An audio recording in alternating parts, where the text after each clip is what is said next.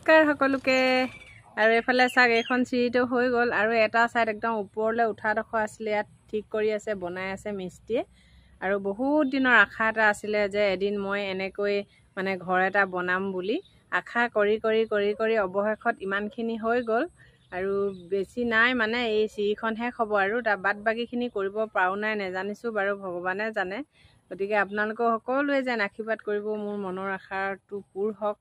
আৰু কিমান পাৰোঁ চেষ্টা কৰি যাম, কৰিব পাৰোঁ নাই।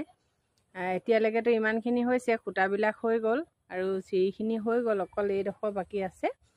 তাৰপিছত আৰু শ্বৰ্টখন দিবলৈ আছে, কিন্তু কেতিয়া পাৰিম নাই তাকে চিন্তা কৰি থাকোঁ সদায়।